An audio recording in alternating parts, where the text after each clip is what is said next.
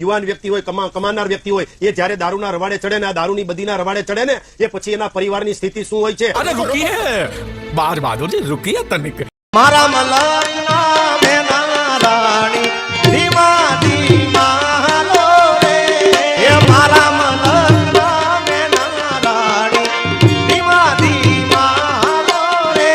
મોંઘી દારૂની બોટલો બતાવતી અને હુક્કો પી રહેલી આ યુવતી કોઈ મોડેલ નથી, પણ શિસ્ત અને સંસ્કારની સુફિયાની વાતો કરતી ભારતીય જનતા પાર્ટીના ધોરાજી નગરપાલિકાના નવનિયુક્ત ભાજપના પ્રમુખ છે, જેનું નામ છે સંગીતા બારોટ.